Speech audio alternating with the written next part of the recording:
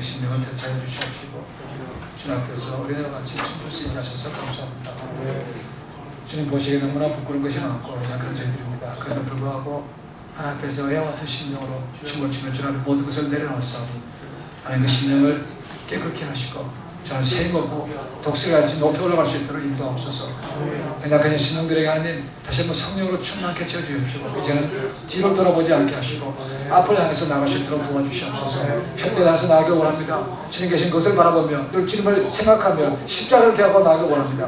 우리 앞에 어떤 것이 있다더라도 믿음으로 이겨낼 수 있게 하시고 주님 붙들고 나가서 온전하게 승리를 맛보며 아버지 앞에 영광스러운 삶이 되게 인도하여 주시옵소서. 다시 마음을 활짝 열고 말씀 앞에 섰습니다. 진리 앞에 섰습니다. 말씀 깨달아지게 하시고 그 살아있는 말씀이 나의 인생을 바꿀 수 있도록 나의 모든 것을 바꾸어 주시옵소서. 이제 모든 걸 주님께 부탁드리옵고 예수님의 이름으로 기도드리옵나이다.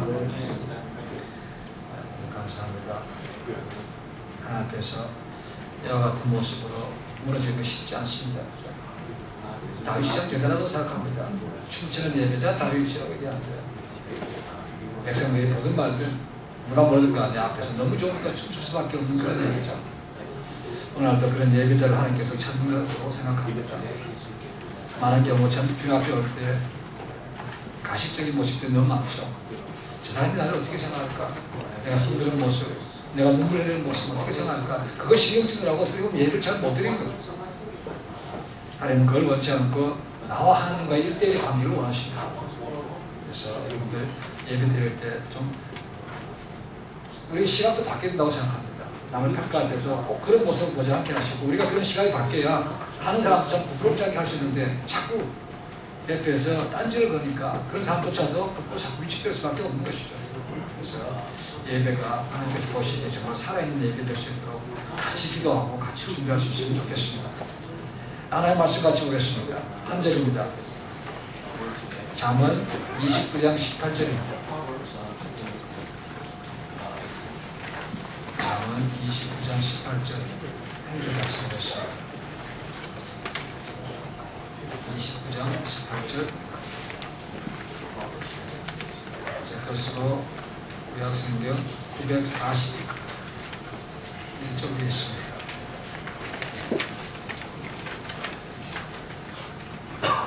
나 자신 알고 그 목소리를 같이 읽도록 하겠습니다. 시작.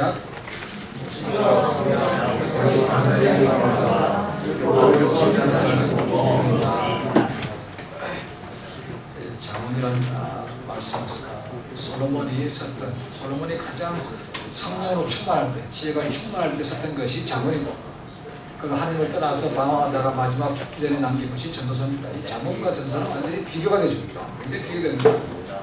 잠언에서는 굉장히 귀한 교훈의 말씀들이, 엑기스와 같은 말씀들이 다 들어있고, 반대로 전도서를 보시면 굉장히 허무적인 색채가 많아져. 한번 세어보십시오. 헛되다는 말이 나온 게 제가 기억에는 38번인가 37번 나옵니다. 그 다음에 해 아래 새 것이 없다는 것도 나옵니다. 그래서 우리가 그런 삶을 보면서 솔로몬도 저렇게 바뀌는구나라는 거죠. 누구라도 예외가 없습니다. 처음에 했다고 해서 마지막까지 잘 되는 보장은 없습니다. 그래서 바울이 얘기하는 것도 우리가 믿음의 끝까지 선한 싸움을 싸워야 된다는 거죠. 마라톤 시작했습니다. 저 끝까지 가야 거기 멸관이 있는 것이지 중간에 가다 포기하면 없는 것이죠. 세상을 바꾸는 사람들이 있습니다. 우리가 가끔 주변을 보면 좀 이렇게 당황스러운 말을 한 사람들이 있죠. 저 사람 어떻게 저런 생각을 할까? 그런 유치한 생각을 하냐? 그럼 평가하지 마십시오. 새로운 일은 늘 귀한 것입니다. 우리는 그런 꿈도 못 꾸잖아요.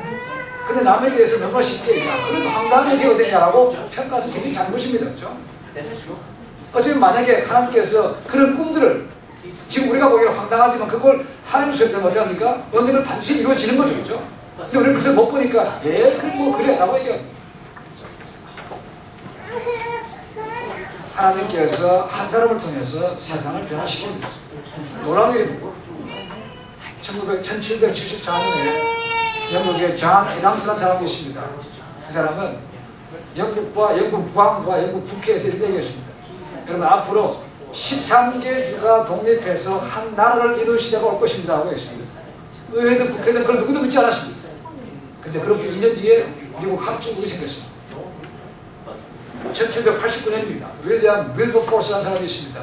그 사람은 여러분 우리나라에서 이제 더 이상 사람이 사회를 지휘하고 노예가 있는 것이 폐지됩니다 라고 외쳤습니다. 그때가 무슨 20대 젊은 청년이었습니다. 국회를 뛰어들어와서 영국의 국회에서 외쳤습니다. 누구도 콧방울 깎았습니다. 왜냐하면 그 당시에 영국은 노예로 수입하는 사람이 엄청났습니다. 아프리카에 가서 수입해가지고 세계에 나눠줄 것인데 그걸 꼭 포기하겠습니까? 말도 안 되는 얘기였습니다. 이 사람은 죽을 때까지 외쳤습니다. 18년 동안 외쳤지만 아무 듣지 않았습니다. 그러다가 그가 죽기 나흘 전에 1833년 드디어 영국 국회가 이제 영국에서는 노예가 없습니다라고 선포했다는 거예요. 1800년도 후반입니다. 윌버 라이트와 오벨 라이트 형제가 앞으로 이제 미래에는 하늘을 나는 시대가 올 것이다 라고 외쳤습니다. 근데 10년 동안 그렇게 외쳤지만 사실은 얻은 것은 별로 없었습니다. 그러다가 1903년 12월 17일 됐습니다. 미국 키티호크 해변에서 쌍발 10개를 가지고 비행하는 데 성공했습니다. 그야말로 외쳤던 대로 비행 하늘을 나는 시대가 열렸습니다. 20세기 초입니다. 헨리 포드가 외쳤습니다. 그가 일하는 사람들에게 농부들에게 했습니다. 이제 앞으로 미국에서 모든 농부들에게 각 가정에서 자동차를 운전할 수 있는 그런 시대를 내려보겠습니다 하고 있습니다. 그 당시에 어느 누구도 그 말을 믿지 않았습니다. 미친 소리 하고 있겠습니다. 그런데 15년 뒤에 한 대 그 당시의 가격으로 290불 정도가 되는 포드의 T 자동차가 개발됐습니다. 사람들은 야 정말 우리에게 자동차 시대가 열렸는데 우리가 어리석었네 라면서 그렇게 깨달았다는 거예요. 1400년대입니다. 빌리 그라함이라는 젊은 청년이 외쳤습니다. 야 우리가 세상을 향해서 많은 사람들에게 예수를 전파해보자. 넓은 원형 경기장에서 선포해보자 하는 것입니다. 그래서 그의 사역이 시작됐습니다. 60년 동안 그는 전 세계를 돌아다니면서 말씀을 전했습니다. 빌리 그라함 목사님의 말씀을 직접 들은 사람들이 21억, TV를 통해서 들은 사람들이 무려 1000억 명이 된다고 말하고 있습니다. 그 꿈이 이루어진 것입니다. 1963년입니다. 마르틴 킹 목사님 생겼죠. 이제 우리가 사는 세상은 더 이상 인종 색깔로 차별되는 그런 세상이 되면 안 되겠습니다. I have a dream 라는 것을 외쳤다는 것입니다. 그리고 오바마 대통령 통해서 그 꿈이 이루어졌죠. 사실 그 전부터도 됐지만 여기서 흑인 대통령이 태어난 것으로 그의 얘기가 확실하게 이루어질 겁니다. 70년대 초반입니다. 신학교 강의실에서 한 교수님이 교회에 대한 얘기를 했습니다. 왜 오늘날은 성경이 나오는 사도행전이 나오는 초대 예루살렘 교회 같은 그런 교회가 나오지 않는가? 왜 성령으로 충만해서 폭발적으로 성령하는 교회가 나오지 않는가? 이게 무슨 얘기인가라는 거죠. 외쳤습니다. 그 얘기를 들었던 한 학생이 교사학교에 나갔습니다. 제가 한번 그런 거 해보려고 합니다 라고 했다는 거죠. 근데 그 교수님이 이렇게 생각했습니다. 하나님 하필은 왜 저렇게 성적이 안 좋은 저 학생입니까? 라고 했다는 거죠. 근데 그 학생이 몇 사람을 데리고 교회를 시작했습니다. 27년 뒤에 그 교회가 유명해졌습니다. 그것이 시카고에 있는 윌더프리 처치. 1990년도 초입니다. 텍사스 신학을 졸업했던 젊은 신학 박사가 부부가 허업을 판했던 텍사스 LA에 오렌지 카운티를 갔습니다. 아무것도 없었습니다. 그런 자기가 살 집을 찾기 위해서 복덕방을 또 찾아갔습니다. 그리고 그 복덕업자와 함께 교회를 개최하기 시작했습니다. 아무도 없는 그런 곳에서 교회를 시작했는데 그 교회가 불과 10년도 지나면서 미국에서 주목받는 교회가 됐습니다. 그것이 우리가 알고 있는 세들백 철치, 엉클쌤이라고 부르는 가장 보편적인 세들백 철치였습니다. 이런 위대한 일을 이끌었던 많은 사람들은 공통점이 있습니다. 그것은 뭐냐면 남들이 한 번도 꿈꾸지 않았던 일을 도전했다는 것입니다. 남들이 갔던 길을 간 것이 아니고 새로운 길을 뭔가 지금 눈앞에 당장 오십니다. 그러나 그런 꿈을 가지고 나갔다는 것이죠. 그것이 이루었다는 겁니다. 이것을 우리가 뭐라고 해야 됩니까? 그것은 비전이라고 말합니다. 비전. 오래전에 비전을 가졌던 사람들은 어쩌면 당시 많은 사람들로부터 저 사람 돌았네, 미치광이라는 소리 들지 모르겠습니다. 그러나 그 사람들은 그런 것을 수고를 감당하고 계속 앞으로 밀고 나갔다는 거죠. 그래서 그런 것들을 이루었습니다. 그럼 과거에는 비전이라고 그러면 새롭고 황당한 것처럼 보였습니다. 그런데 오늘은 어떻습니까? 비전을 얘기하지 않으면 꿈이 없는다. 미국에서 심지어 이렇게 미국에서는 이 쓰레기 치우는 그런 것도 비전이 있다고 말합니다. 이제는 비전이 모든 사람에게 주어진 것이죠. 말끝마다 비전입니다. 그렇죠? 비전 부흥 이렇게 나오면서. 그러나 과거에는 사실 그렇지 않았습니다. 그렇다고 해서 비전이 있으면 그냥 세계를 놀랄 만한 그런 큰 것만 해야 되는가? 그렇지 않습니다. 비전은 우리가 있는 어느 곳에든가 하나님 부른 곳에서 나의 작은 일을 감당할 때 거기서 나타나는 것이죠. 아니 반드시 큰 걸 한 사람이고 작은 사람은 일을 못합니까? 그런 비전이 없는 사람입니까? 절대로 그렇지 않습니다. 부르신 그곳에서 섬기는 것이 맞는 것이죠. 경건의 삶을 얘기하면 브라더 로렌스라는 사람이 있습니다. 그 사람 유명한 사람이 아닙니다. 그 사람 수도원의 주방장입니다.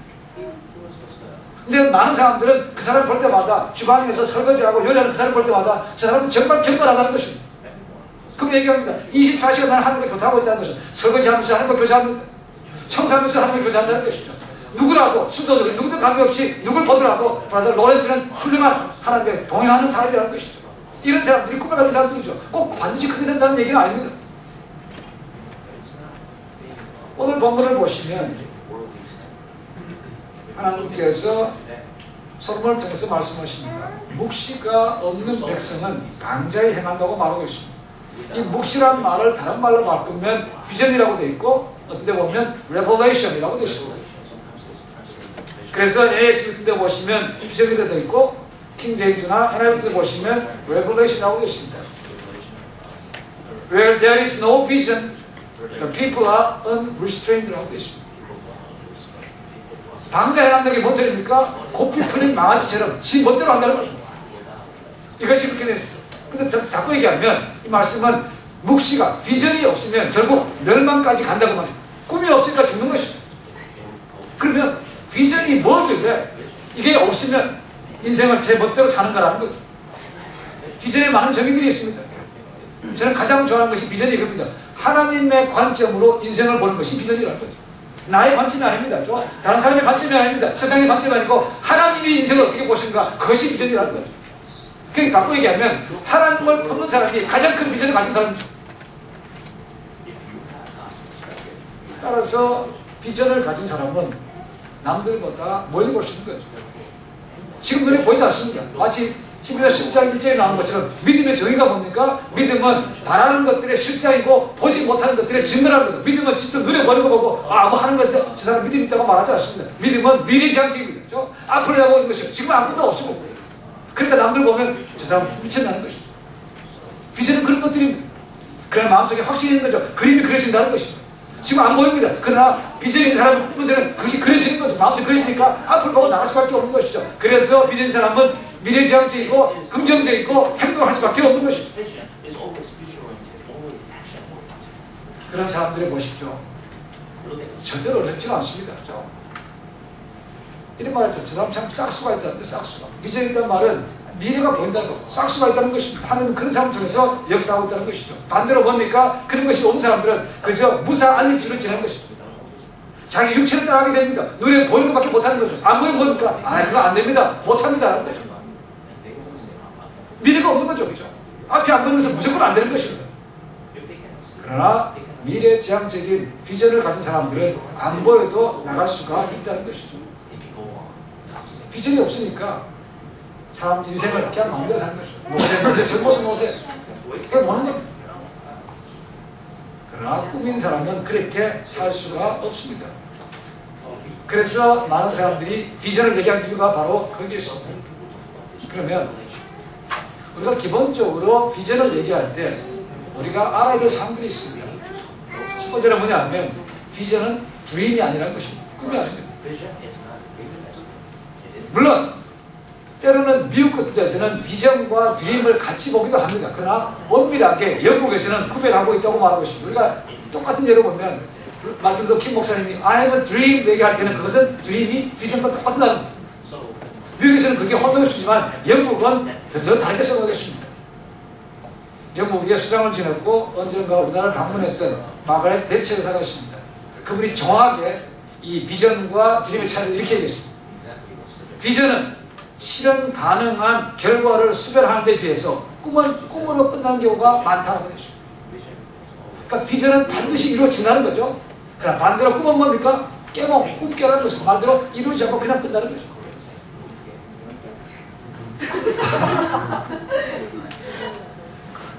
많은 사람들이 미국 올 때 뭘 가지고 온다 그러죠? 아메리칸 드림이라고 얘기합니다. 그걸 보고 아메리칸 비전이라고 말하는 사람은 없습니다. 그렇죠? 왜 그렇습니까? 많은 사람이 올 때 미국 와서 잘 살아봐야지 않는 거죠. 나도 좀 돈 좀 벌고 잘 살아봐야 되는데 그게 꿈은 맞죠. 그러나 그 꿈을 이루는 사람들이 많지 않기 때문에 그것은 아메리칸 비전이라고 하지 않고 아메리칸 드림이라고 말합니다. 40년대, 50년대 미국 오신 분들 고생 무지 많이 했습니다.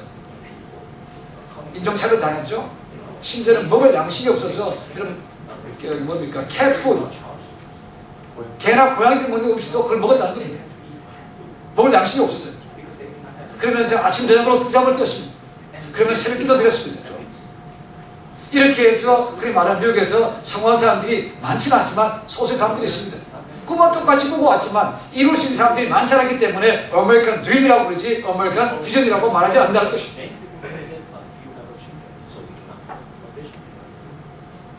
우리가 요셉을 영화합니다. 요셉의 별명이 뭐라고 생각하십니까? 성경에 뭐라고 얘기합니까? 꿈꾸는 자가 온다고 되어 있습니다. 아까 꿈장이죠. 그 요셉의 꾼 꿈이 그냥 꿈으로 끝났습니까? 아니죠. 이루어졌습니다. 그러니까 요셉은 그냥 드리머가 아니고 뭡니까? 비전도 있거든요. 비전을 가진 사람이었습니다. 그것이 이루어졌기 때문에 그렇습니다. 그 꿈대로 많은 달과 별들이 11별들이 경량을 끝났다면 그것은 꿈으로 끝나는 것이죠. 합경 개꿈이 말입니다. 그것이 이루어졌습니다. 그래서 요셉은 꿈작이라고 보다는 엄밀하게 얘기하면 비전의 사람이라고 볼 수 있습니다. 첫 번째로 비전은 드림이 아닙니다. 두 번째는 비전은 야망이 아니라는 거죠. 아마 제가 중학교 때 영어를 배우기 시작했습니다. 저는 중학교 때 영어를 배웠습니다. 지금 뭐 유치원부터 영어를 가르치지만 제 때는 중학교 때 와서 영어를 배웠어요. 그 영어를 배우면서 참 멋있는 말이 있더라고 보니까요. 무슨 말이냐면 always be ambitious. 너무 멋있다. 간단한 것이 얼마나 여기 좋습니까? 그렇죠? 사실 이 말은 19세기에 미국의 닥터 클락이라는 사람이 일본 삿포로에 가서 농업학교를 만들고 했던 그 말이었습니다. 근데 그 말이 나중에 미국 건너왔죠. 그래서 모든 것에 앰비션이라는 말이 굉장히 많이 쓰기 시작했습니다. 자, 그러면 왜 비전이 야망이 아닌가라는 거예요. 왜 그랬습니까? 가장 주된 이유는 비전은 하나님께로부터 오기 때문에 그렇습니다. 여러분 야망 비교해보죠. 뭐 야망 있는 남자 여러분 보십시오. 굉장히 자기 욕구 강한 것이죠.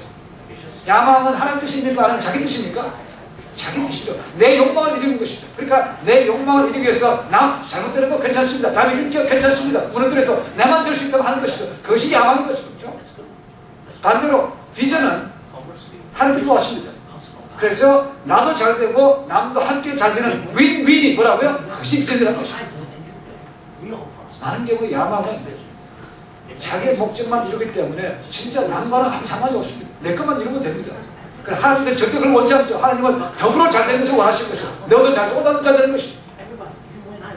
놀고 싶어가 뭡니까? 놀고 싶어가? 말이지 놀고 싶어. 내 것도 내 거고 너 것도 내 거라는 거 아닙니까? 그렇죠? 말하자면 한국에서 목숨 걸고 싸우죠. 그렇죠? 어떻게 싸웁니까? 너 죽고 나 살자는 거죠. 똑같이 얘기하면 너 죽고 나 살자, 나 죽고 똑같이 하자는 것이죠. 이것은 하나님 방법이 아니죠. 하나님이 원하시는 것은 더불어 잘 되는 거라고 말하는 것이죠. 여러분들은 학교 잘할 때 부모님부터 어떤 말을 듣고 공부를 했다고 생각하십니까? 부모님들 기가 많도록 공부하라고 합니다. 그러면서 뭐라고요? 왜 공부했다고 말합니까? 부모님들이 여러분들 향해서 성공하라고 또요. 남한테 꿀리지 말라고 얘기합니다. 다 너 잘되라고 하는데 너 잘되라고. 야 이놈아 다 너 잘되라고 그래. 그 얘기를 듣고 자녀들이 결국 뭡니까? 성공하면 자기밖에 모르는 거 당연하죠. 그렇죠? 다 너 잘되라고 했으니까 내가 했으니까 잘 되는 것이죠. 결국 뭡니까? 부모님마저도 버립니다. 부모님마저도. 한국에 청소년들이 말하는 지옥이 뭔지 압니까? 지옥? 앞에도 엄마, 옆에도 엄마, 뒤에도 엄마, 이것이 지옥입니다. 눈만 뜨면 공부하라, 공부하라. 다 잘 되는 건다는 것이. 그게 청년들이 한국에서 지옥이라고 말하는 것이 그겁니다. 딴 게 아니에요, 여러분들. 엄마가 없는 것이 천국입니다. 다 떨어져서.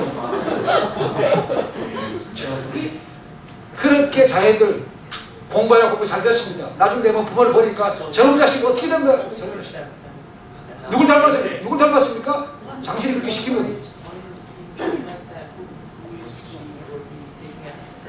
그럼 막 이상합니다. 유대인들은 이상합니다. 여러분들 유치원 다닐 때 부모님이 학교 갔다 오면 엄마가 맞으면서 뭐라고 물어봅니까?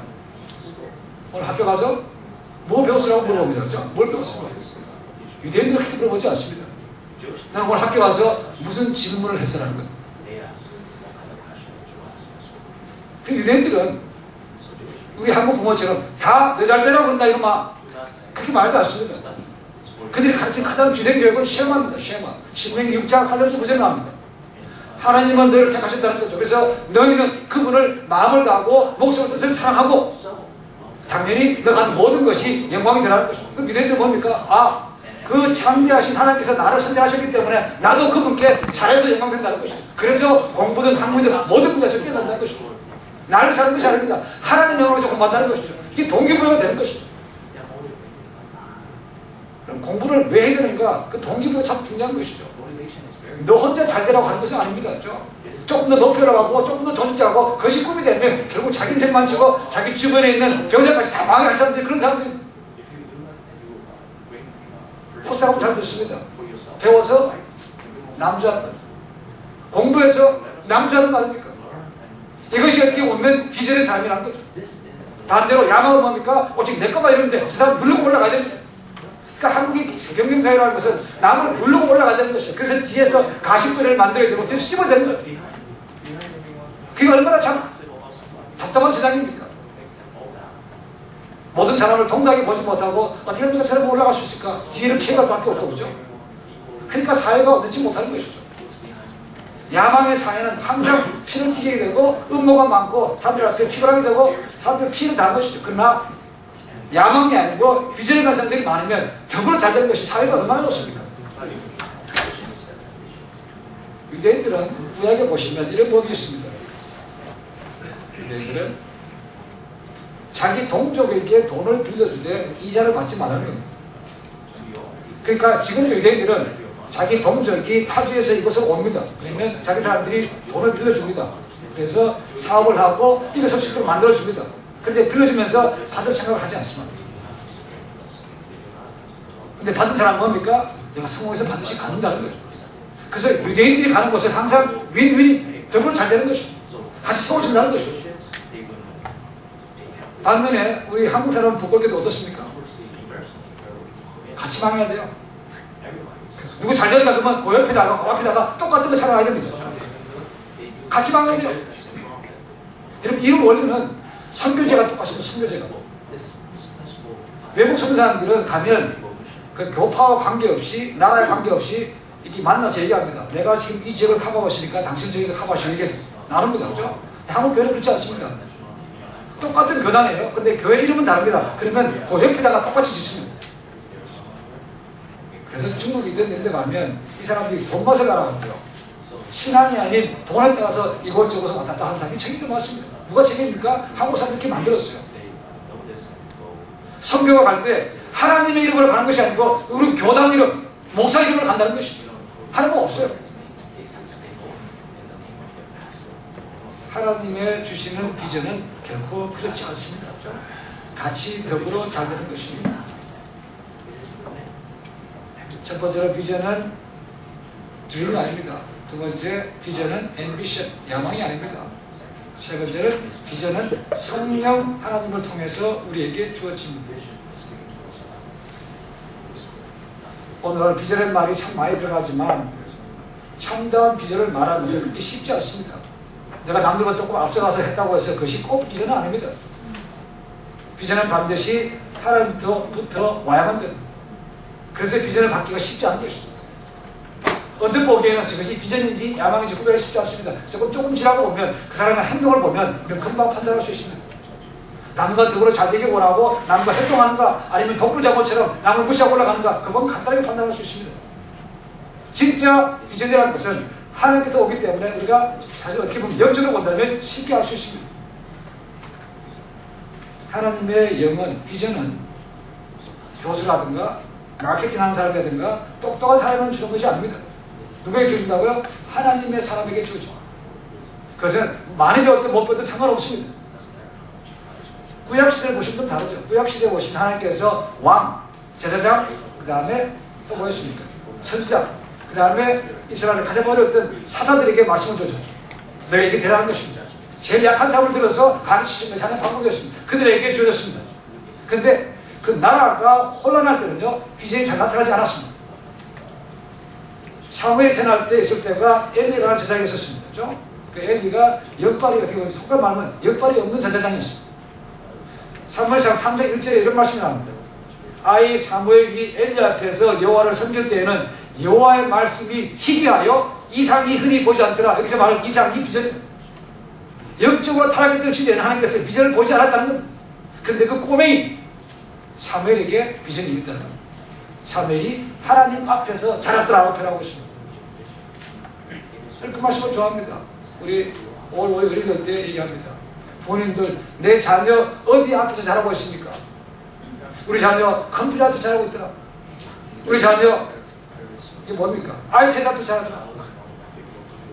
어디 자라고 있습니까? 애기 사무엘은 하나님 앞에서 자랐다고 되어 있습니다. 구약시대에는 하나님께서 택하셨던 그런 사람에게 비전이 주어졌습니다. 신약시대는 어떻습니까? 예수님께서 주셨죠. 대표적인 예가 있으면 12제자입니다. 12제자가 똑똑한 사람들입니까? 아니죠. 갈릴리 어부대학 출신은 성깔이 있죠. 고집도 있죠. 그죠?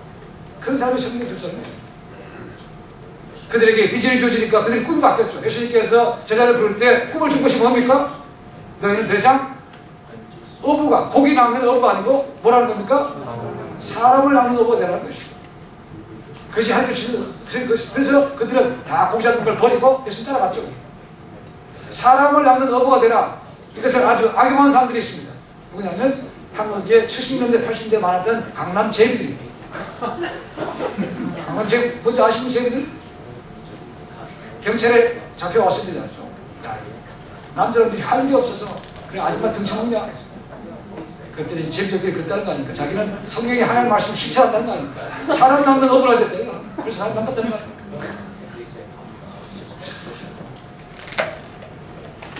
예수님의 제자들은 평생 나가서 배운 것도 없는데 어떻게 사업을 할 수 있습니까? 자기는 평생 동안 고기만 낚으면 된다고 생각했습니다. 그런데 예수님 불러서 야 이제는 그거 하지 말고 사람을 낚아. 이게 얼마나 크거든요. 그래서 그 무식했던 사람들 마음속에 불이 당겨진 거죠. 옛날에 무슨 선생인지 모르겠습니다. 그런 생각하죠. 사나이 가슴에 불을 당긴다는 것이 있습니다. 소주 선생입니까? 소주? 뭔지 모르지만 하여튼 그런 게 나왔습니다. 가슴에 불을 당긴다는 거죠. 예수님의 그 한마디가 이 어부들의 마음속에 그냥 확 지른 거죠. 때려치고 가는 거죠. 여기서. 이것이 비전이 주어지면 그렇게 되는 것입니다. 예수님의 사역을 보면 어떻게 보면 실패했다고 생각합니다. 3년 반 사역했습니다. 그렇죠? 마지막 십자가 돌아가실 때 어떻게 했습니까? 제자들 다 도망갔습니다. 오늘 얘기하면 예수님은 실패한 목회자입니다. 그렇죠? 사역자하고 축사했지만 남은 건 아무도 없는 거죠. 예수님께서 부활하셨기 때문에 이게 달라진 거죠. 부활하셔서 제자를 나타나셨죠. 그렇죠? 그 이후로 제자의 삶이 달라지기 시작합니다. 잡혀갈 때는 다 숨어서 도망갔습니다. 문을 꼭 닫아 들었습니다. 잡으러 올까봐. 그랬던 사람들이 불과 50일 뒤에 인생이 바뀝니다. 예수님 돌아가실 때가 6월절입니다. 그리고 50일 뒤에 생긴 날이 뭡니까? 오순절이죠. 오순절 마가의 다락방에 뭐가 있겠죠?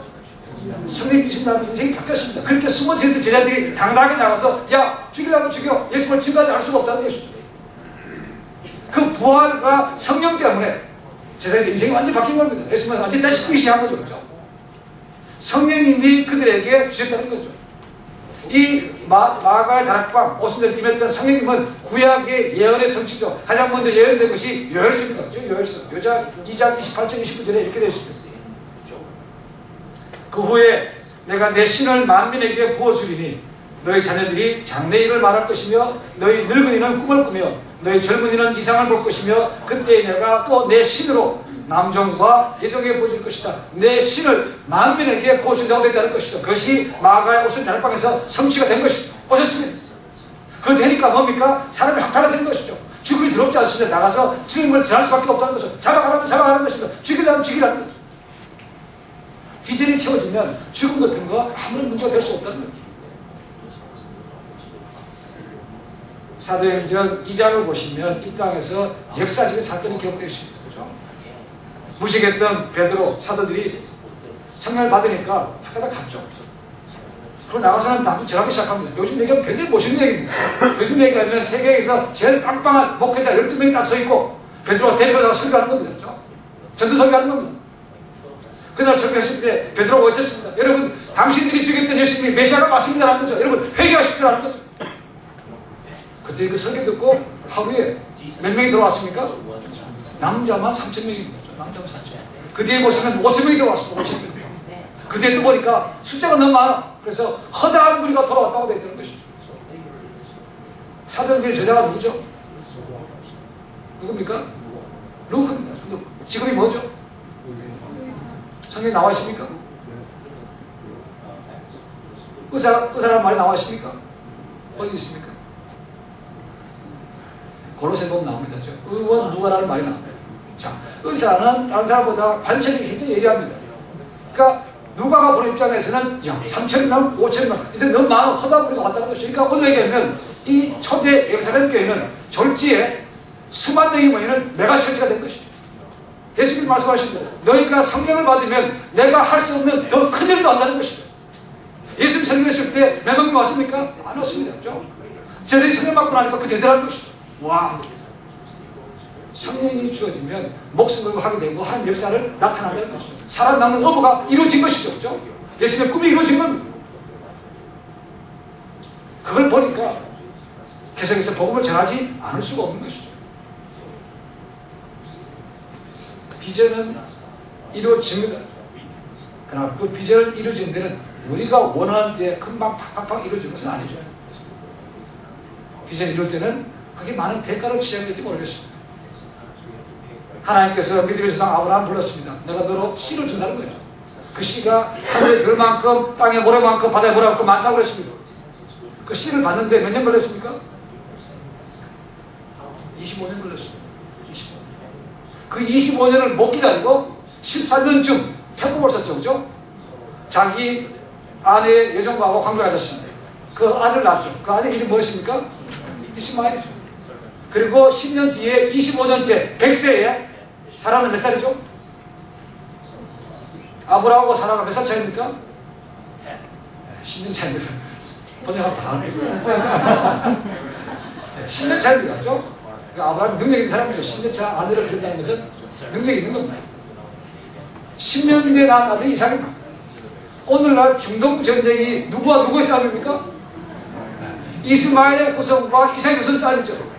아브라함이 조금만 참았더라면 오늘 중동 전쟁은 생기지 않는 겁니다. 그렇죠? 아브라함이 못 기다렸기 때문에, 중간에서 기다렸기 때문에, 했기 때문에 오늘 모든 분쟁의 씨앗이 아브라함이 시작됐다는 것입니다. 요셉이 꿈을 꿨습니다. 그 꿈이 얼마 만에 이루어졌습니까? 요셉이 잡혀갈 때가 몇 살이라고 그랬습니까? 17살이었습니다. 애굽의 총리가 되면 몇 년이죠? 30살입니다. 얼마 기다린 거죠? 13년 기다렸습니다. 다윗이 이스라엘 왕으로 기름받았습니다. 그러나 다윗이 올라갈 때가 30년만 그렇습니다. 언제 기름받았죠? 나이는 나오지 않지만 그가 제일 막내 꼬매에서 목동으로서 일할 때 그때 기름받았습니다. 최소한 다윗을 10년 이상 동안 쫓겨나는 사람 살았죠. 약속은 받았습니다. 근데 약속 이럴 때까지는 많은 대가를 친다는 거죠. 그냥 뚝 떨어진 것은 아니라는 거죠. 정말 비전이 있다면 그런 어려울 때 하나님 믿습니다라고 나가는 것이 필요한 것이죠. 그렇죠? 편법 없으면 오늘 많은 문제가 생기는 것이죠. 그럼 빨리 가려고 하지 마십시오.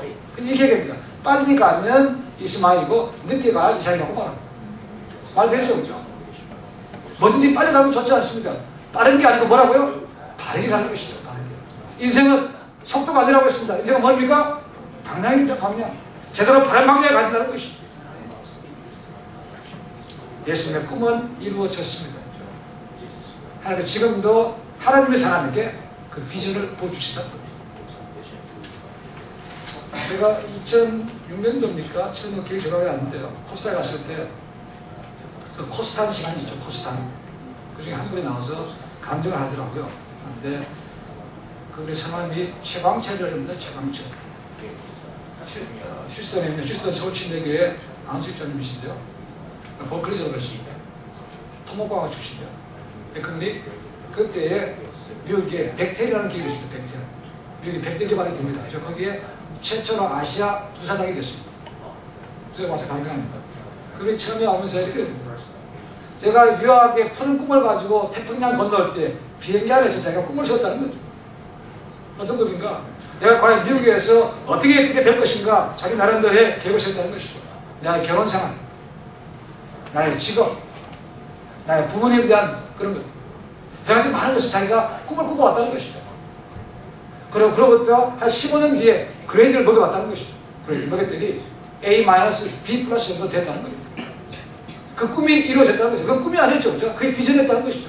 결혼도 만족하게 잘할 수 있고 부모님을 잘 모신 것도 있고 직장도 만족하고 했다는 것이죠. 그 꿈을 가지고 왔다는 것이죠. 그러면 그런 비전이 없으면 유학 못 옵니까? 라는 거죠. 여러분 오실 때 그런 비전 가지고 오셨습니까? 되게 얼떨결에 온 사람도 있죠. 그죠? 얼떨결에 온 사람. 꽤 많습니다. 고민하는 게 그런 거죠. 저도 학생들 하게 보면 자기들이 공부하기 싫은데 부모한테 떠밀려서 왔다는 거예요. 떠밀려서. 하기 싫어 미치겠는데 이거 안 하면 돈 안 벌어줄 것 같아서 해야 된다는 것인데 어떻게 합니까? 그죠? 어떻게 됩니까? 질문하는데 저도 답을 못 하겠어요. 여러분 그렇게 공부한 분들 가운데 나중에 PhD 받았습니다. 부모님한테 받자마자 이거 PhD 받았습니다 라고 금방 때려치는 사람도 있습니다. 그리고 자동차 운전하면 택시 운전사예요. 뉴욕 맨하탄에 한국분들이 꽤 많이 계십니다. 청가물도 하고 청소하는 사람이 있습니다. 그 청가물 시장에 한국분들이 굉장히 많은데요. 그 한국분들은 청가물 시장의 오너들 가운데 80%가 대졸입니다. 상당수는 석사, 박사도 있습니다. 미국 사람 몰랍니다. 어떻게 이런 학벌을 가지고 여기서 청가물 시장 하고 있다는 것입니다. 그분들은요, 이게 편하다는 겁니다. 미국에서. 꿈이 없다고 생각하지 않지만 과연 미국에 그거 하러 왔겠냐는 거죠. 공부를 왜 해야 됩니까? 라는 거죠. 그래서 참 동기부여가 참 중요합니다. 왜 공부해야 됩니까? 라는 거죠. 부모 만족을 위해서 합니까? 아니면 좀 더 나은 직장하기 위해서 합니까? 저는 그건 부족한 거죠. 졸업하는 것은 비전이 아닙니다. 졸업하고 제가 뭐 할 겁니까? 라는 거죠. 하나님 보내시면서 내가 가서 거기를 내가 선교지를 전달하겠습니다. 저도 92년대 그때는 서부 코스가 있었습니다. 동부하고 서부가 나눠졌습니다.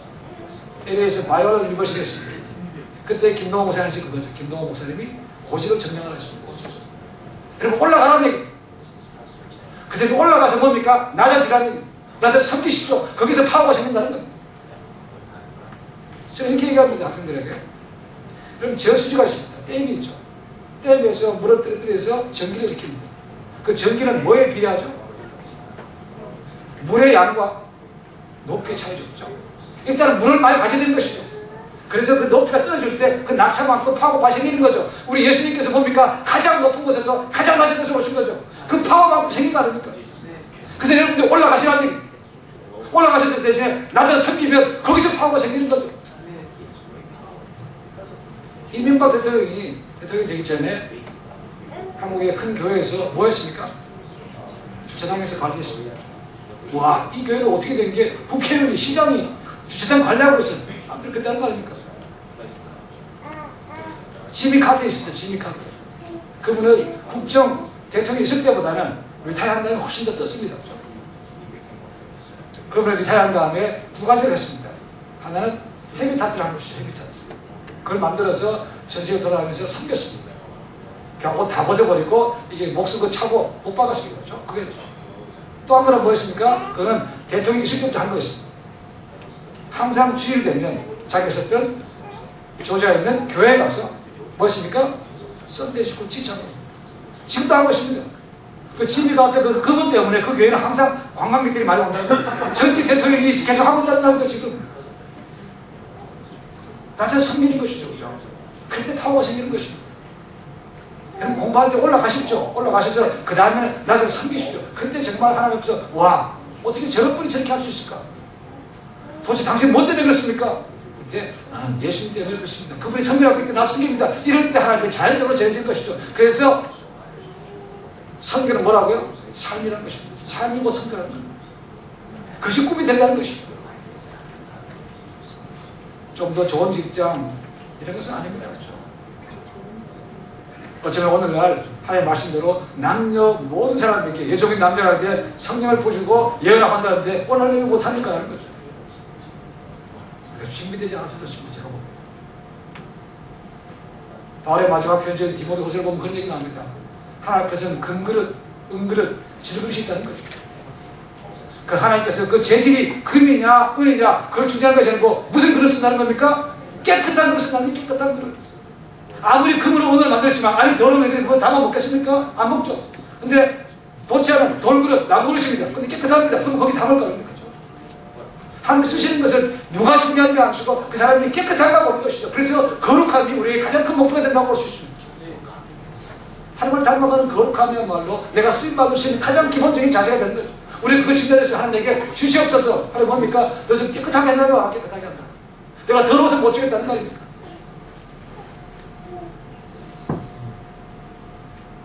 프란시스 세프 박사라고 있습니다. 라벨이 공동체였다는 거죠. 그분이 미국 와서 얘기합니다. 미국 젊은이들이 얘기했습니다. 여러분 거룩함을 여러분 인생의 가장 큰 목표로 삼고 싶다고 했습니다. 거룩함. 하나님은 깨끗한 그릇에게 복을 줄 수밖에 없습니다. 왜냐하면 더러운 사람이 주면요 그 사람도 망하고 그 사람 주변에 같이 망할 때는 것입니다. 윈윈이 아니고 같이 망하는 겁니다. 그렇죠? 너 죽고 나 죽는 겁니다. 하나님은 그렇게 손해본 장사를 하지 않습니다. 우리가 하나님 일을 하는데 방해가 되는 것들이 꽤 있습니다. 비전을 받는데 옛날 습성들이 방해되죠. 우리가 그것을 더러운 것들을 끊어보지 않는 한 이게 되지가 않습니다. 저는 한국의 고향이 경북 영주입니다. 강만터미널에서 버스를 타고 가끔 내려가는데 보면 제 바로 서 있는 제가 타야 될 버스 바로 옆에 고환이라고 있습니다. 고환인가 그렇습니다. 그러니까 버스가 사람들이 무지 많이 타요. 등산복 차리고 타고 있는데 저 사람 어디 가는데 많이 타고 있는가. 나중에 보니까 그 고환 버스가 어디까지 가는가. 태백 가는데 태백. 정선 거기 뭐가 있습니까? 도박장 간 사람. 차리면 다 등산복 차리고요. 근데 가는 사람 다 도박장 가는 겁니다. 그런 습성들. 음란물을 보는 것도 이런 것들 보면서 하나님 내게 복 주시옵소서 이런 거 안 되는 거죠. 나의 과거에 좋지 않는 것들을 다 끊어버려야 됩니다. 깨끗하게 끊어버릴 때 하나님께서 그걸 주시는 거죠. 비디오 충만, 인터넷 충만 그런 것에는 하나님 주시려고 해도 주실 수가 없습니다. 예수님들 끊어버려야 되는 거죠. 두 번째는 우리 고정관념을 좀 바꿔야 됩니다. 고정관념. 지금 좀 바꿔야 되는 것이죠. 그렇죠? 남들이 보는 똑같은 관점을 해봐야 남들 뒤들 갈 수밖에 없는 거죠. 새로운 것을 볼 수가 없습니다. 이게 왜 안 될까? 다른 각도에서 보라는 거죠. 그래서 복음은 하나지만 복음서가 4개의 이유는 그거죠. 마태, 마가, 누가, 요한이 각자 예수님에서 다르게 본 것이죠. 그렇죠? 강조는 다릅니다. 그래서 복음은 하나지만 복음서는 4개입니다. 똑같은 자문이지만 보는 각도에서 얼마나 다름시다는 것이죠. 여러분 볼 때 다른 각도로 남이 보았던 각도가 아니고 다른 각도로 보라는 것이죠. 그러면 IBM의 모토가 뭔지 아시죠? IBM 모토가 뭡니까? Think죠. 애플은 뭐였습니까? 애플의 모토는 뭡니까? Think different. 다르게 보라는 것이죠.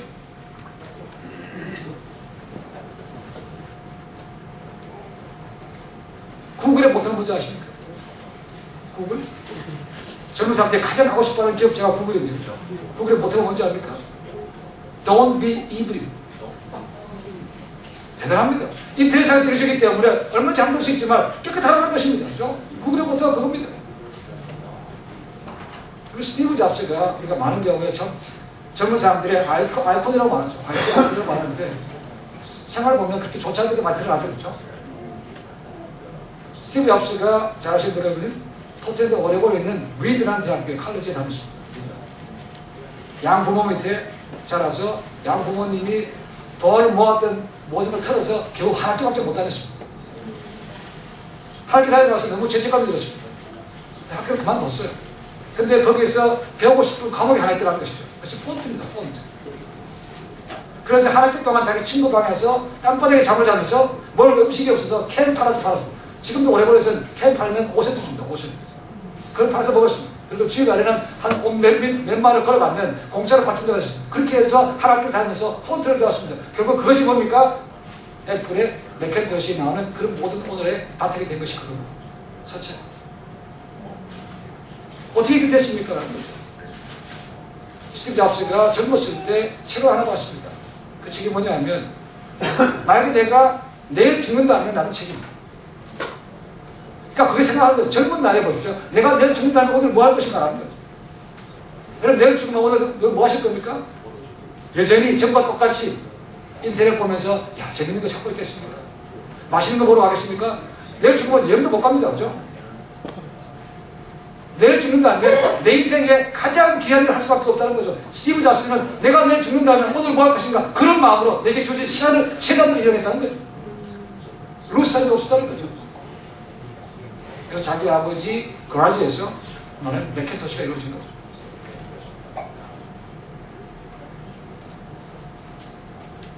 우리가 다른 관점에서 봐야 됩니다. 고정관념 이 틀을 깨뜨리는 것이 얼마나 어려운지 모릅니다. 나이가 들면 점점 굳어서 더 깨기 어렵습니다. 젊었을 때 깰 수 있으면 좋다는 거예요. 예수점을 보여야 되고 고정관념 깨뜨려야 됩니다. 세 번째는 가까운 사람들로부터 그런 방해를 좀 이겨내시는 거예요. 그럼 뭐 하려고 하면 자기 옆에서 딴지거리는 사람들 있죠. 하지 말라는 거죠. 못한다는 것입니다. 자주 말씀드리지만 원수는 절대로 멀리 있지 않습니다. 가장 가까운 사람들이 여러분의 가장 걸음들이 될 수 있습니다. 그래서 이겨낼 수 있으면 좋겠습니다. 비전이 없으면 자기 마음대로 행할 수밖에 없습니다.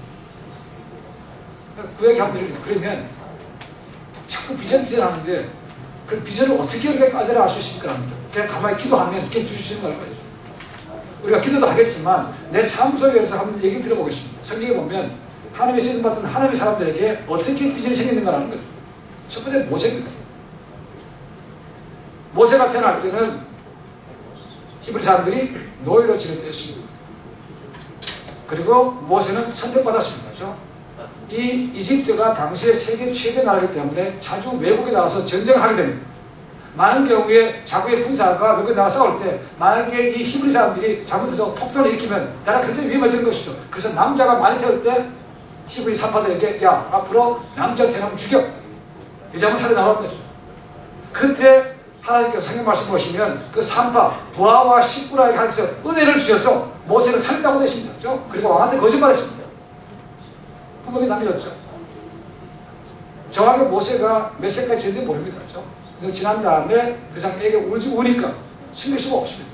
그 당시에 기록부터 보시면 이 예수님 당시에 태어나실 때 헤롯 당시 생각과 똑같이 이 바로도 애를 착취하는데 어떻게 했는가 하면 애가 울면 따라온답니다. 그래서 애를 준비해가지고 집에 가면서 애를 울리키는 것이죠. 그래서 안에서 반응하면 이 집에 애가 있는지 없는지 알 수 있다는 것이죠. 그래서 모세도 아마 그럴 거라고 생각합니다. 그때까지 키웠다가 더 이상 안 되기 때문에 할 수 없이 온 가지 죽는 것보다는 차라리 보내자 해서 모세를 태어났다는 거예요. 그래서 모세를 갈대상에 넣어서 보냈죠. 자, 모세가 나일강에 떠내려갈 때 그때 누굴 만났죠? 바로의 공주를 만났습니다. 그렇죠? 그게 과연 우연입니까? 라는 거죠. 여러분 나일은 이집트의 신입니다. 근데 순간 신에서 누가 옵니까? 이집트를 망하게 할 사람 내려오고 있어요. 그게 우연입니까? 라는 거죠. 그렇죠? 하필이면 그 시간에 왜 바로의 딸이 나와서 모욕하고 옵니까? 아니 바로 좋은 궁전에 목탁이 없어서 나왔습니까? 그건 결코 우연이 아니라는 거죠. 그렇죠? 모세는 그렇게 해서 왕궁에서 40년 동안 지내게 되죠. 그러고 나서 모세가 성경 말씀 보시면 자기 동족에게 다가갔다고 되십니다. 40년 동안 이집트의 왕조로 지났지만 결국 모세는 자기 뿌리는 잊지 않았다는 거죠. 자기가 히브리 사람이라는 것이죠. 그래서 히브리 사람이 당할 때 이집트 사람을 한 방에 죽인 거 아닙니까? 그리고 자기 동족에 갔다가 동족들이 야 누가 너를 우리의 재판관 삼았냐? 네가 또 나도 죽이려고 그러냐? 그 얘기를 듣고 들리지 않고 도망간 것이죠. 그렇죠? 40년 동안 갔습니다. 가장 탑에 올라있다가 가장 바람에 내려간 것이죠. 그 40년 동안 직사에 고생했습니다. 그런데 어느 날 하나님께서 모세를 부르시는 거죠. 모세가 가서 이 동족을 이끌어내라는 겁니다. 모세를 헷갈린 거죠. 이미 모세는 40년 전에 하나님 왜 내 동족이 이집트에서 노예를 지어야 됩니까? 이거 말이 안 되는 거 아닙니까? 하나님 계시다면 그것이 혼란이었습니다. 그리고 또 하나 혼란은 뭐냐면 하나님 그때 내가 왕자로 있을 때 그때 했으면 좀 더 많이 있을 거지 않은 거예요. 지금 노예인데 제가 목도리인데 무슨 힘이 있을까 라는 거죠. 이게 모세가 했던 frustration. 하나님께 가라는 겁니다. 왜 하나님께서 40세에 왕자로 있을 때 모세를 안 불렀을까라는 거죠. 그 당시에 모세 때면 혈기가 왕성합니다. 파워도 있습니다. 그죠? 하나의 방법이 아니고 누구 힘을 합니까? 자기 힘을 한다는 것이죠. 주먹으로 한다고 주먹으로. 그런 경우에는 많은 사람이 따라오겠냐는 것이죠. 만약에 이렇게 혁명적으로 한다면 이 이스라엘 사람들은 한 번도 싸움을 해본 적이 없습니다. 군사훈련 받은 적도 없어요. 붙으면 어떻게 됩니까? 그냥 묵사발을 깨지는 거죠. 그래서 하나님께서 40년 훈련받게 하시고 이제 그가 양들을 치면서 인내하는 걸 배우는 것이죠. 낮아지는 걸 배우는 것입니다. 그게 40년 걸렸다는 거죠. 모세는 그걸 깨닫고 가게 됩니다. 모세가 할 때는 holy frustration. 왜 하나님 그때가 아니고 지금입니까? 왜 내 동족이 있습니까? 하나님은 그걸 이용하셨다는 거죠. 그래서 가게 됩니다. 그렇죠? 다윗입니다. 다윗도 우리가 잘 아는 대로 하나님 앞에서 부름받았습니다. 다윗의 고민은 뭐냐면 어느 날 제일 막내 아버지 앞에 있다가 목동에 있다가 형들은 다 지금 전쟁터에 나갔습니다. 전쟁터에 상대방의 적은 누구였습니까? 골리앗이었습니다. 그래서 아버지가 야 형들을 전쟁하는 데 가서 이거 먹을 거 좀 갖다 주라는 거죠. 그래서 제일 막내가 갑니다. 갔더니 이상한 광경이 있는 것이죠. 상대방의 적이 장수했던 골리앗이 40일 동안 나와서 얘기합니다. 야 너희하고 내하고 제일 강한 사람 1대로 붙어서 그걸로 승리해 내자는 것이죠. 그래서 막 놀립니다. 다윗님께서 뭔지 압니까? 다윗 하나님 왜 우리 민족이 저렇게 이방 사람한테 놀림받고도 아무도 나간 사람이 없을 거라는 거죠. 그것이 다윗 아주 꼬맹이던 다윗이 가졌던 holy frustration입니다. 왜 우리 민족이 그리고 왜 하나님의 이름이 못하게 됩니까? 근데 아무도 나간 사람이 없을 거라는 거죠. 그래서 다윗이 나가는 거죠. 사울이 그에게 무거운 갑옷 줍니다. 거치장수가 안 가져 나갑니다. 다 벗어버리지 없죠? 뭘 가져 나가죠? 문맷돌이라고 되어 있지만 하지만 사람을 던져 죽일 만큼 좀 큰 돈을 얘기하고 있습니다. 5개 가지고 나왔습니다. 그죠? 근데 그 모습 보고 제일 열받은 것은 누굽니까? 골리앗이죠. 뭐라고 얘기합니까? 내가 개냐? 지금 자기가 스스로 개라고 얘기하고 있죠. 내가 개냐? 다 이긴 거 아닙니까? 다윗이 거기서 이겼기 때문에 왕이 될 수 있는 빠른 길로 올라가는 거죠. 그죠? 상대에게 사울이 죽인 것은 천천히요, 다윗이 죽인 것은 만만으로 얘기합니다. 그 다윗이 가졌던 holy frustration, 아무도 나가고 생각할 때 다윗이 그 은혜가 나갔다는 것입니다. 그죠? 그래서 해결하실 때 다윗에게 비전이 생긴 것이죠. 또 하나 생각할 수 있는 것은 모세와 다윗에 있어서 느헤미야가 있습니다. 느헤미야만 뭐가 생각납니까? 성벽을 재건한 것이죠. 구약을 보시면 이스라엘이 남유대가 망하면서 3번 동안 디포테이션, 포로 잡혀갑니다. 605년에 한 번 다니엘이 잡혀갔죠. 그 다음에 597년에 또 한 번 잡혀갑니다. 그 다음에 세 번째 587년에 완전히 망합니다. 그때 성전이 무너졌습니다. 성전과 모든 것이 무너졌다고 했습니다. 싸그리 법정합니다. 그렇죠? 그리고 나중에 70년이 지난 다음에 돌아오게 되죠. 돌아올 때 페르시아가 선포하죠. 페르시아 왕이 고랬습니다. 사이러스입니다. 사이러스가 두 가지 측면을 발표합니다. 뭐냐면 이제 유대인들은 돌아가도 좋다는 거죠. 두 번째는 내가 돌아가서 성전 지어도 된다는 것입니다. 그래서 3번 포로 잡혀갔다가 3번 다시 돌아오게 됩니다. 첫 번째 돌아올 때 리더가 스룹바벨과 예수랍, 두 번째가 예수랍, 세 번째로 올 때가 누굽니까? 느헤미야. 3번 갔다가 3번 리더 통해서 옵니다. 그렇죠? 이 느헤미야 활동할 때가 기원전 444년입니다. 언제 망했습니까? 587년에 망했습니다. 그리고 444년이니까 얼추 140년 넘게 성벽과 성문이 그대로 무너져 있는 것입니다. 성전은 학교를 통해서 사업을 세웠습니다. 그렇죠? 그러나 성벽은 그대로 무너져 있습니다. 그 당시에 느헤미야는 페르시아의 아닥사스다 왕의 술관원이었고, 술관원이 뭐 하는 사람입니까? 왕 앞에 술 따라주는 그런 사람입니까? 아니죠. 굉장히 중요한 지체입니다. 왕을 그 당시에 유명하면 이 독살이 많았다는 것이죠. 그래서 왕이 모든 음식을 부하가 만져 맛보고 왕한테 올라간다는 것이죠. 그걸 담당하는 사람이 바로 느헤미야입니다. 느헤미야는 유대인입니다. 그런데 유대인의 포로 잡혀가서 태어났던 어찌보면 유대 이민 2세죠. 그런데 그런 2세가 자기 원수의 나라 페르시아에 거기 보면 경호식장으로 올라갔어요. 경호식장. 그거 얼마나 똑똑했냐는 것이죠. 얼마나 믿을 많으면 그 정도로 지고 올라갔겠습니까? 근데 어느 날 자기 고향에 예루살렘에 갔다 왔던 자기 동생한테 얘기를 듣습니다. 야, 아들 우리나라 어떻느냐는 것이죠.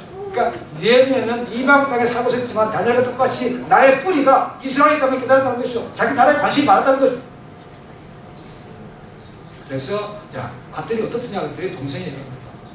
그럼 갔더니 우리나라가 아직도 성벽이 무너져가지고 사람들이 굉장히 초조하고 피폐하고 그런 못산 삶을 살고 있습니다. 그 얘기 들었습니다. 그걸 듣고 느헤미야가 울기 시작합니다. 울면서 금식하기 시작합니다. 성경 말씀 보시면 무려 느헤미야가 4개월 동안 자기 조국을 놓고 하나님 이거 어떻게 하면 좋겠습니까? 라고 기도하기 시작했다는 거죠. 가신 무슨 것이 하나님 계시다는 거 어떻게 내 나라가 저렇게 무너져도 저렇게 주변 사람들에게 핍박과 짐승들의 그런 어려움을 당할 수 있습니까? 이게 말이 됩니까? 라는 거죠. 그것이 느헤미야가 가졌던 frustration. 4개월 동안 기도했습니다. 근데 어느 날 왕이 봅니다. 얘기합니다. 야, 느헤미야, 너 얼굴에 왜 근심이 이렇게 많냐? 여러분, 그 당시에 왕 앞에서요, 근심하면 죽습니다. 왜요? 나라의 모든 크고 작은 데를 근심하는 사람 누굽니까? 왕이죠. 그래서 네가 감히 내 앞에서 주름을 잡아? 이 말이에요.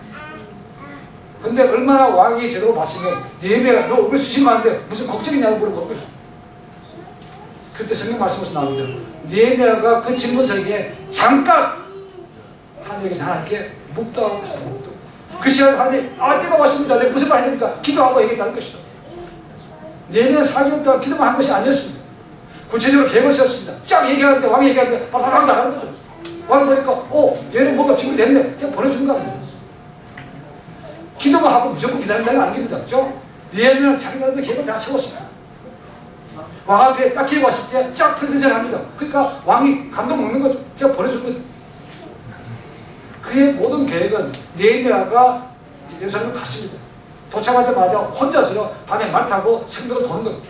아무도 알지 못하는 그 피곤함을 와서 그냥 다 도는 거죠. 준비하라는 겁니다. 옛날에 한때 지금 물러났지만 전병 목사님 그렇게 얘기합니다. 한국에서는 부사역자가 되면요, 담임 목사가 좀 잘되면 그 교회 크지 못하는데 쫓겨납니다. 그렇죠? 담임 목사가 설교 잘한다, 쫓겨난다니까요. 클 수가 없습니다. 근데 그분이 항상 얘기했다는 거죠. 야, 나한테 한번 기회만 줘봐라. 그래서 설교를 그렇게 준비했더니 칼을 갈았다는 것이죠. 근데 칼을 갈았으니까 한 번 시켰는데 얼마나 잘했겠습니까? 그 잘한 것 때문에 쫓겨나면 쫓겨나. 참 어려운 얘기입니다. 근데 하나님께서는 그렇지 않습니다. 그렇죠? 준비된 사람을 쓰는 거예요. 준비된 사람. 칼을 갈아는 거죠. 기회는 언제든 올 수 있습니다. 그렇죠? 칼을 갈죠. 느헤미야는 4개월 동안 기도하면서 자기 조국에 대해서 frustration, 그것도 holy frustration. 하나님, 내 나라가 어떻게 여기까지 140년 동안 성벽이 없이 되고 있습니까? 이건 너무한 거 아닙니까? 그래서 140년 동안 무너졌던 그 성벽을 단 며칠 만에 다시 만든 거죠? 50일밖에 안 무너졌어요. 50일. 무너진 성벽을 제가 내라. 그것이 51일. 한 사람의 그런 holy frustration 때문에 다시 세워선 것이죠.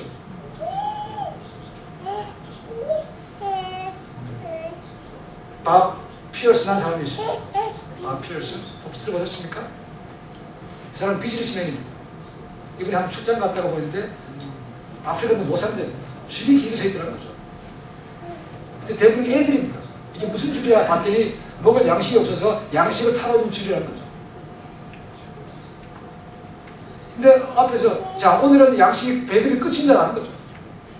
그 얘기를 듣고 자기 눈앞에서 애들이 그냥 죽더라는 것입니다. 아니, 먹을 양식이 기다리고 있는데 이게 없으니까 너무 낙심해서 그냥 죽었다는 것이죠. 근데 하나님, 이게 무슨 일입니까? 라는 거죠. 이렇게 어린애들이 먹을 게 없어서 죽는 것이 이게 어떻게 됩니까? 라는 것이죠. 그래서 그분이 자기 돌아와서 미국에 와서 사업을 그만두고 음식을 거기 시작했습니다. 그래서 다시 그 나라에 보내기 시작했습니다. 그것이 오늘의 월드 비전의 시작입니다. 필요해서 그런 사람이었습니다. 프러스트레이션. 하나님, 어떻게 오늘 한쪽에 풍요로운데 이렇게 먹을 것이 없어요. 애들이 굶어 죽습니까?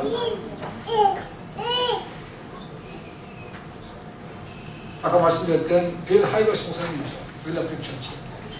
자기가 섬겼던 교회입니다. 섬겼던 교회가 변함없더라는 것이죠. 또 설교에도 복음이 좀 사라지고 있더라는 것이죠. 음악도 전통적인 음악만 고집하더라는 것이죠. 이들의 친구도 없더라는 것이죠. 하나님, 이게 이런 교회가 어떻게 됩니까? 라는 거죠. 그래서 프로스팅 때문에 그 교회를 그만두고 나서 괜찮기 시작했습니다. 자기 친구들과 함께 3년 동안 국정을 했습니다. 감자도 팔기도 하고 했습니다. 그렇죠? 그리고 그런 꿈들을 이루어 시작한 것이 뭡니까? 오늘날의 윌러크림 처치가 된 것이죠. 하나님, 이렇게 전통적인 것을 어떻게 벗어나지 못합니까? 프러스트레이션, 자기 교회, 자기 생겼던 교회의 프러스트레이션이 그로 하여금 나와서 하게 되고 오늘 교책을 하게 만들었습니다. 제 비전은 보겠습니다. 하나님 저와 같이 젊은 시절에 세상적으로 방황하고 나중에 돼서 후회는 큰 삶이 없었으면 좋겠습니다. 그래서 내 꿈이었어요. 그래서 저는 가을 때부터 학생 목회가 꿈이었습니다. 신학 6년을 마치고 가야 되는데 오라는 데가 없는 겁니다. 그래서 이게 제가 잘못 왔습니까? 그래서 금식하고 올라갔습니다. 3일째 주시는 말씀이 마가복음 12장 24절이었습니다. 네가 구한 것을 뭐든지 받은 줄로 믿으라. 그러면 그대로 준다고. 그리고 내려왔습니다. 내려오니까 제 아내가 얘기합니다. 후배가 누구 왔다 갔는데 어디 가냐고 물어서 금식하러 갔다 그랬더니 이게 기도의 응답이 되고 왔다는 것이죠. 그 응답받은 교회가 제가 선교했죠. 대학 청교회. 하나님께서 비전을 주셨다고 해서 모든 것이 레디메이드는 아닙니다. 다 잘되고 어서 오십시오 좋은 대우 주는 건 절대로 아닙니다. 그렇죠? 성경 말씀 보시면 그 어느 분 처음부터 잘된 대우받는 사람 거의 없습니다. 고생 많이 했습니다. 그렇죠? 하나 주니까 그 다음 때부터 보여주는 거죠. 아브라함이 자기 본토집을 떠났습니다. 근데 성경 말씀 보시면 갈 바를 알지 못하고 갔다고 했습니다. 갈 바를 미래로 했습니다. 그렇죠? 어디로 가라고 됐지 어디 가라고 말하지 않습니다. 그다음 가면 또 가르쳐주는 것이죠. 또 어디로 가라는 것입니다. 미래로 했습니다. 미래. 하나님이 주셨고 하나님 부셨지만 그게 반드시 우리가 생각하는 것처럼 세상적으로 높은 위치와 돈은 명예 많은 거 이거 알 수 있다는 거예요. 그러나 여러분 가서 성실하게 얘기하면 하나님께서 그것을 점점 늘려주는 것이죠. 많은 분들 유학 와서 공부 주라고 열심히 하죠. 머리가 쉬도록 공부했습니다. 이 정도 공부했으니까 나를 모셔가야지. 꿈 깨셔야 됩니다. 옛날하고 많이 바뀌어졌습니다. 이 한국에도 고학력자 지금 남아도는 사람이 무지무지 많죠. 그렇죠? 오히려 지금은 오버 퀄리파이드 해가지고 속이는 거 아닙니까? 석사, 박사 다 숨깁니다. 학사로 들어가야 돼. 환경미화원도 얼마나 들어가지고 어디가 아닙니까? 환경미화원? 청소부, 바로 속기하면 청소부죠. 무시할 없습니다. 그거 한 사람 뽑는데요. 300명, 400명씩 간다는 거 아닙니까? 꿈을 깨시고 그 대신에 뭡니까?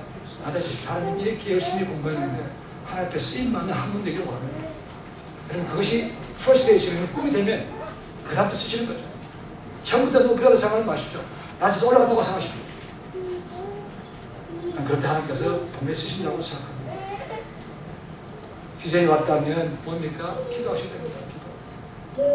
기도 응답받았는데 하나님 이건 아닌 것 같습니다. 이런 대우를 나가고 어떻게 합니까? 이건 아닌 것 같은데요. 여러분 그게 아닙니다. 그렇죠? 낮에서 올라갈 수 있어야 된다는 것이죠.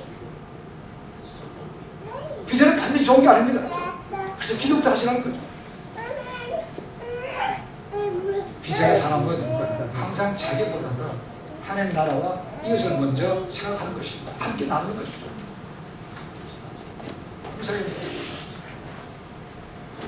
What frustrates you the most? What breaks your heart? 이것이 우리가 비전 갈 때 던져야 될 질문이 상입니다. 여러분의 가장 홀리 프러스트레이션이 뭡니까? 라는 거예요. 쉽지 않습니다. 고민해 보시라는 거죠. 아파 죽는 사람도 많고 굶어 죽는 사람도 많습니다. 한쪽에서 너무 많아서 버리는데 한쪽에서 너무 양식이 없습니다. 저도 월드비전 지금 7년째 섬기고 있습니다. 하루에 1분이면 한 10명이 삽니다. 하루에 1분이면 우리가 한 끼 햄버거 먹어도 6, 7분 그냥 나옵니다. 미국에서 보내는 음식이면 아프리카에서 애들이 굶어 죽는다니까 한 명도 없다고 얘기할 정도입니다. 너무나 풍요롭습니다. 하나님 한쪽은 이렇게 많은데 한쪽은 굶으면 안 돼. 이거 어떻게 해결할 수 있을까 하는 거예요. 욕은 하는 거 제가 말씀드리면 욕하는 건 쉽습니다. 여러분들이 무엇을 인풋으로 넣을 수 있겠냐는 거예요. 여러분 한국말 쪽에서 어떻게 하면 살아보시겠습니까? 하는 거예요. 그럼 만약 하나님께서 네가 지금 다 포기하고 이렇게 갈 수 있겠냐 할 때 여러분 내려놓고 가실 수 있겠습니까? 그래서 내가 어떻게 하고 먹는데 내가 얼마나 노력했는데 이거 포기하고 갑니까? 못해요. 못해요. 그게 당연하다고 생각합니다.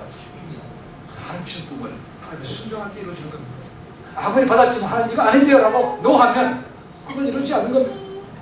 그런데 하나님 포기하시겠습니까? 하나님 포기하지 않습니다. 네가 아무리 그래봐야 일로 오시게 될 것이죠. 그래서 막습니다. 막아요.